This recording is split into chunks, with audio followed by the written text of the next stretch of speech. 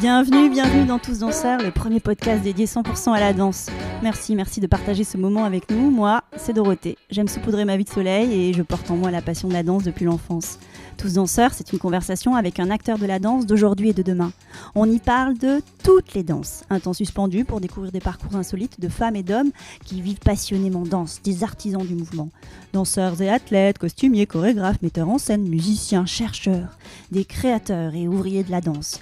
Dans l'ombre ou la lumière, ils sont tous en mouvement, tous artistes, tous danseurs. Le podcast est disponible sur de nombreuses plateformes, alors abonnez-vous pour ne pas manquer de nouvelles rencontres autour de la danse. Et surtout, n'oubliez pas de laisser un mot doux ou une note 5 étoiles sur iTunes ou Apple Podcast. Ah, j'oubliais, n'hésitez pas à m'écrire sur l'Instagram Tous Danseurs si vous avez des questions. Aujourd'hui, je reçois Eric Lamoureux, chorégraphe. Avec Ella Fatoumi, il forme un duo d'artistes poétiques depuis plus de 35 ans qui ne cesse de montrer par la danse la richesse de l'autre, la puissance de la dissemblance. Ensemble, ils dirigent Via Danse, le Centre chorégraphique national de Bourgogne et de Franche-Comté. Ella Fatoumi et Eric Lamoureux présentent Goal, fantaisie pour passement de jambes, les 28 et 29 juin au Carreau du Temple pour le festival jogging. On écoute Eric avec joie. Cet épisode a été réalisé en partenariat avec les équipes du Carreau. Bonjour Eric. Bonjour Dorothée. Merci d'être là, de passer ce moment avec moi. C'est un plaisir partagé. On se parle parce que Jogging arrive, le festival Jogging du Carreau du Temple. C'est très bientôt pour nous et la pression monte, mais gentiment, agréablement. Et tu seras là avec Ella Fatoumi, ta partenaire depuis toujours. Absolument, depuis plus de 35 ans maintenant, une co-signature qui perdure dans le temps. C'est la durabilité. Alors on va en parler de ça, parce que comment on fait pour durer pendant plus de 35 ans dans la danse. Donc toi, tu es un danseur, chorégraphe. Avec Ella, vous co-dirigez le Centre chorégraphique national de Franche-Comté depuis 2015. C'est le Centre chorégraphique national de Bourgogne-Franche-Comté qu'on a rebaptisé Via Danse pour une appropriation un peu plus aisée des spectateurs et du public. C'est bien Via Danse. Et avant, vous aviez eu une autre expérience aussi à la tête d'un centre chorégraphique, c'était celui de Caen, dans les années 2000. Et donc tu formes avec Ella un duo créatif dans la vie artistique, mais aussi dans la vie intime. On a mis longtemps à le dire, à le dévoiler, mais je crois que maintenant, il n'est plus nécessaire de le dévoiler ni de le voiler, tout le monde le sait. Alors, si tu veux bien, on fait un petit flashback. Toi, ton truc au début, c'était le foot. J'ai joué très longtemps au football jusqu'à haut niveau, puisque au moment où j'ai arrêté, je commençais à faire des matchs professionnels. Et puis, dans le cadre des études STAPS, la danse est venue à ma rencontre, où je suis allé par curiosité à la rencontre de la danse, ce qui a auguré une bifurcation radicale. Et alors, comment on passe du foot à la danse ? En fait, c'est vraiment à l'occasion de ce cursus universitaire qui, normalement, me menait vers le professorat d'éducation physique et sportive. D'ailleurs, j'ai eu le CAPES, j'ai enseigné pendant 1 an dans un collège parisien. Et puis, dans le cadre de ces études, 2 professeurs ont ouvert l'UV danse aux garçons, parce qu'au préalable, c'était genré à l'époque. C'est dingue. Et donc, on était une quinzaine de gars à s'engouffrer, par curiosité, par envie de découvrir, et par ouverture d'esprit aussi, je crois. Et elles avaient une approche exceptionnelle parce que elles invitaient les chorégraphes des années 80, donc l'explosion de la danse d'auteur. On a été au contact tout de suite de grands chorégraphes qui trouvaient en nous un matériau inédit, brut. Et ils aimaient beaucoup venir enseigner à l'UREPS de Paris, La Cretelle, Paris 5, René Descartes. Qu'est-ce que tu as trouvé dans la danse, toi ? Que tu ne trouvais pas finalement dans le foot ? Au départ, je faisais les deux. Mais très vite, en fait, on arrive à un moment donné à une sorte de schizophrénie parce que, évidemment, le corps du danseur doit être aussi un corps performant, mais on passe en fait du corps efficient à ce que j'appelle le corps poétique. Et ça, c'est absolument radical. Le but, en fait, la finalité n'est plus du tout la même. Donc, il y a évidemment la physicalité, l'intensité qu'on retrouve dans les 2 disciplines. Mais là où il faut conserver une agressivité, un vouloir, entre guillemets, manger l'adversaire, tout ça disparaît avec la danse. On est dans un espace beaucoup plus ouvert et à un moment donné, ça se frotte. Ça s'est frotté pendant 1 an ou 2 ans et puis après, il y a eu un impossible par rapport à la compétition surtout. Je parle pas du plaisir du jeu, Je parle de la compétition de haut niveau qui demande d'être vraiment un combattant. La danse, eh bien, c'est autre chose. Et puis après, c'est toutes les rencontres magnifiques que l'art, en l'occurrence celui-ci, qui est un art ouvert aux autres arts, permet. Et voilà, donc il y a eu cette bifurcation, et puis j'ai dû choisir à un moment donné. Donc tu as choisi le corps collectif, un corps ouvert aussi, un corps poétique, c'est ça ? Absolument, des sensations aussi, des sensations inédites, et puis une palette expressive. Parce que le football est un sport collectif qui offre une certaine, on pourra en parler, une certaine palette expressive, mais elle est quand même contrainte, toujours dans ce but, dans cette finalisation de la gagne. Or, l'art, la danse offre une palette expressive immense, des registres expressifs immenses en fonction des démarches, en fonction de ce qu'on veut raconter, en fonction des sujets qu'on aborde. Et là, il n'y a pas photo, il fallait choisir. Et puis c'est vrai que la rencontre avec Ella a été déterminante, puisque très très très vite nous avons commis ensemble un duo qui a été primé et qui nous a propulsés de façon très rapide, trop rapide presque. Usaïs, c'est ça ? Absolument, Usaïs. À l'époque, c'était encore le concours de Bagnolet qui était... Voilà, énormément de chorégraphes sont sortis de ce concours et on a été propulsés sur les scènes internationales au bout de, avec un duo de 25 minutes. Oui, alors que ça faisait quoi, 1 an que vous aviez créé votre compagnie, c'est arrivé très rapidement. On se retrouvait tous les deux, on dansait à l'époque dans une compagnie qui s'appelait Rock'n'Licken, qui faisait de la danse verticale. Le matin, on se retrouvait, on a commencé à se dire si on faisait un duo, mais vraiment comme ça, sans préjuger de rien. Et puis on a fait quelques images, on l'a montré, on nous a dit mais il faut à tout prix que vous fassiez le concours. On s'est inscrit, on l'a gagné, tout a débuté à ce moment-là. C'était vraiment le déclencheur augural de ce trajet commun. Donc ça, c'était dans les années 90 ? Absolument, années 90, et le prix SACD a suivi avec une en 91. Pièce, 91. Ouais. Et puis le Théâtre de la Ville, 3e pièce, Avignon, enfin un truc un peu fou, ça arrive parfois, mais on peut se brûler les ailes. Et tu l'expliques comment ça, ce parcours fulgurant dès vos débuts ? Je crois que d'abord il y a l'association, il faut se remettre à 35-36 ans en arrière, n'était pas si commune. L'association d'une femme arabe, d'un blond aux yeux bleus. D'ailleurs, les articles de l'époque, on est retombé dessus, on parle de façon très étrange. On pourrait plus en parler comme ça aujourd'hui. Et puis, il faut rester très humble. En fait, l'œuvre, un objet artistique, qui s'inscrit dans une époque, à un moment donné. Et puis, il y a des yeux, il y a des regardeurs. Et parfois, il y a adéquation entre un objet qui sort et des regardeurs, des décideurs. Et quand cette adéquation match, entre guillemets, je fais un petit retour au football, eh bien, il y a un effet d'accélérateur qui s'opère. Et on a eu cette chance. Après, évidemment, il y a beaucoup de travail, etc. Mais je crois qu'il faut garder en mémoire que l'œuvre, elle est toujours inscrite dans une époque, à un moment donné, et sa réception, les conditions de sa réceptivité augurent aussi du trajet de l'artiste ensuite. Donc il y a une voix qui naît aussi à ce moment-là, une voix, quand je dis voix, c'est VOIX. C'est ça qui s'opère entre vous deux. Ah oui, parce que évidemment il y a des gens importants comme le directeur du Théâtre de la Ville de l'époque qui nous fait beaucoup de compliments, qui nous fait confiance. Il y a le CNDC, il y a des coproducteurs qui veulent nous rencontrer. Il y a des propositions en fait qui nous sont faites. Et puis il y a une rencontre avec un accompagnant. L'administrateur à l'époque qui nous a épaulés pendant 15 ans. Là aussi, l'artiste seul, il est bien seul, même quand on est deux. Et il faut avoir des gens à ses côtés. Et on a eu cette chance.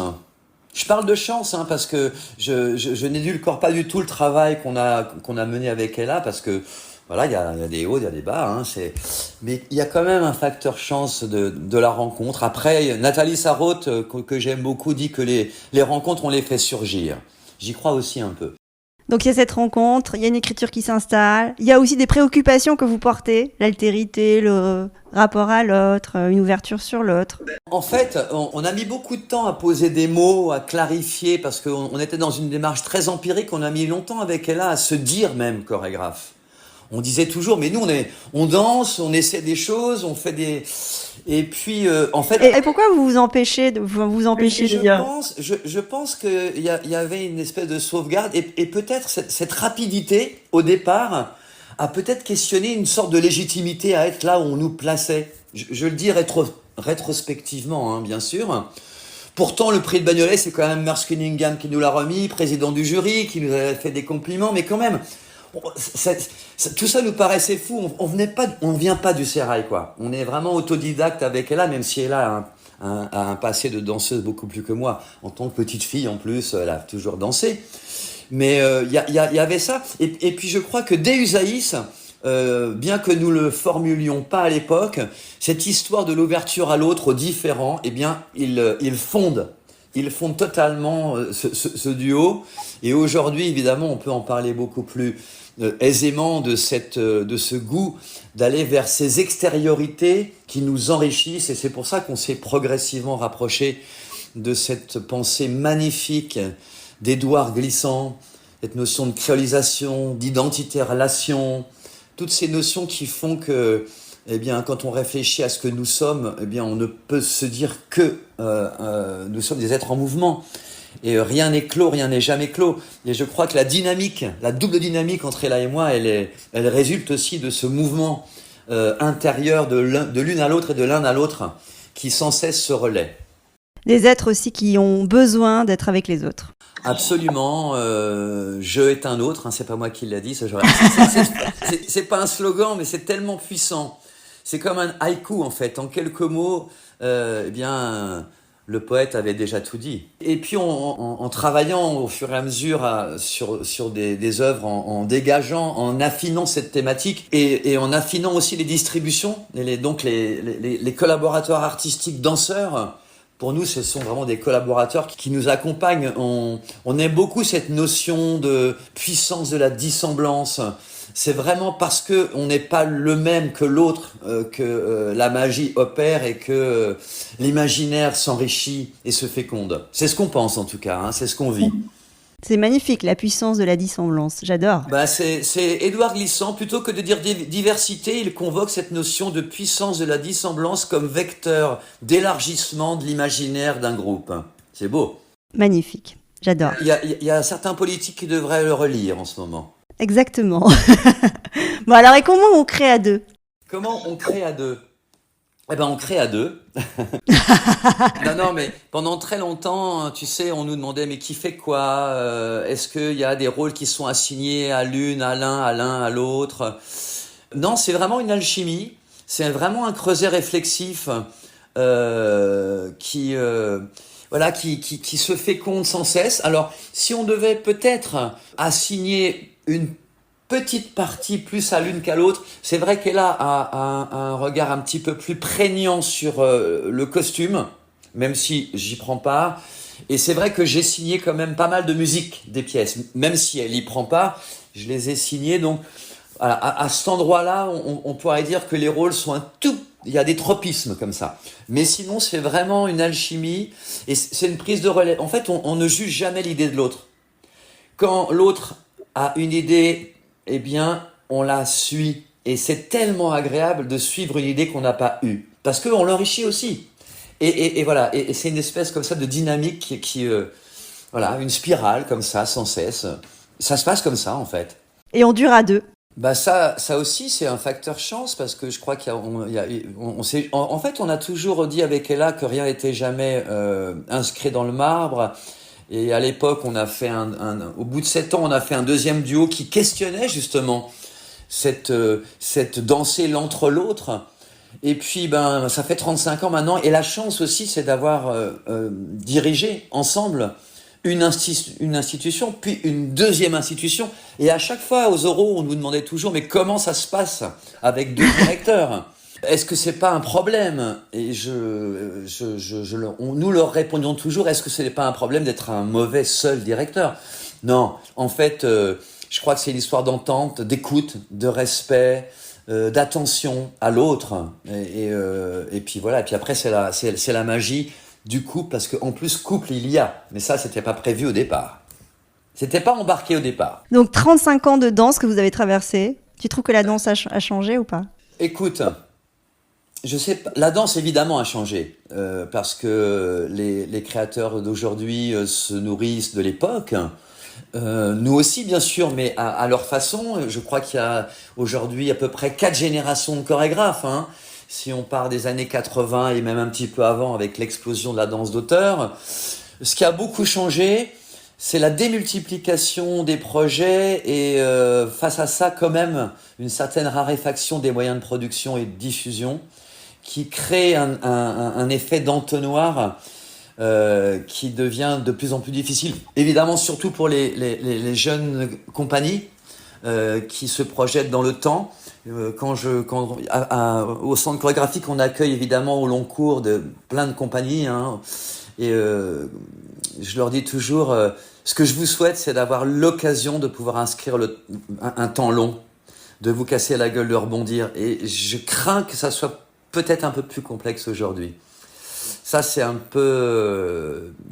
Mais bon, je fais confiance aussi à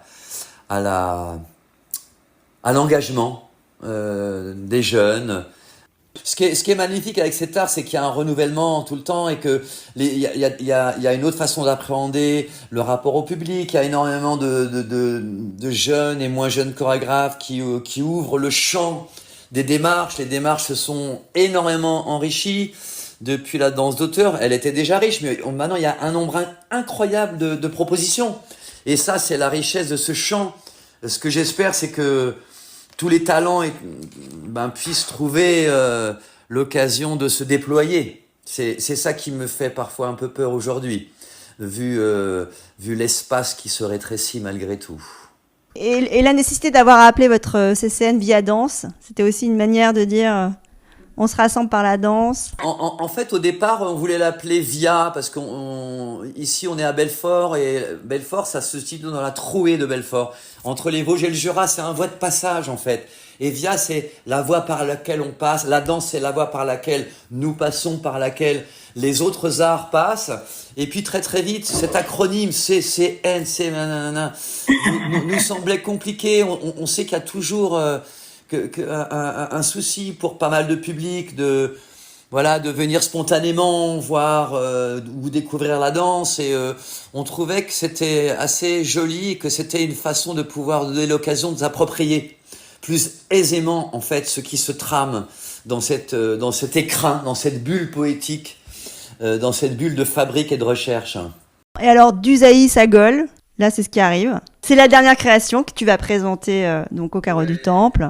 Alors là, franchement, c'est très étrange parce que on s'était toujours dit avec Ella qu'on ferait peut-être un jour quelque chose à partir du geste footballistique. Moi, j'avais fait une petite tentative une fois avec un conservatoire, mais j'avais fait un petit test comme ça. Et c'est vraiment avec la directrice du Carreau, au détour d'une discussion, apprenant que j'avais été footballeur professionnel, Sandrina me dit « Mais t'as jamais pensé, Eric, à faire une pièce ?» Et puis, ça a été comme un élément déclencheur, et puis on s'est dit, la proposition a été lancée en fait comme ça. Et au début, on devait faire une petite pièce courte, et puis comme parfois il arrive, on s'est enfermé avec les danseurs, 6 danseurs. D'ailleurs, Ella et moi, on prend part aussi au plateau. D'ailleurs, on sera 8 avec nous 2. Génial. Et en 3 semaines, il y a un objet qui est sorti de 50 minutes, avec énormément d'idées, et c'est vraiment très très réjouissant. On en a fait une avant-première ici en catimini à Via Danse chez nous parce qu'on a un espace dédié à ça. Et il y a eu un tel engouement public. Donc j'ai hâte en fait de rencontrer le public parisien et celui du Carreau, qui est un public où il y a énormément de brassage. Et c'est ça qui est magnifique dans ce lieu. Qu'est-ce que tu veux donner à voir par Gaulle ? Alors Gaulle, en fait, au départ, c'était vraiment s'appuyer sur la notion de transfert. Comment, à partir de certains fondamentaux du football, on peut justement ouvrir un regard poétique sur le geste. Et on se rend compte, en fait, et ça, je l'avais expérimenté déjà, que le footballeur qui a une grande technique, eh bien, il est aussi un danseur. La jambe d'appui, c'est la jambe de terre. L'amorti, c'est l'ouverture. Le tac, c'est la chute. La reprise de vol acrobatique, c'est le saut en danse. Il y a énormément en fait de transferts possibles.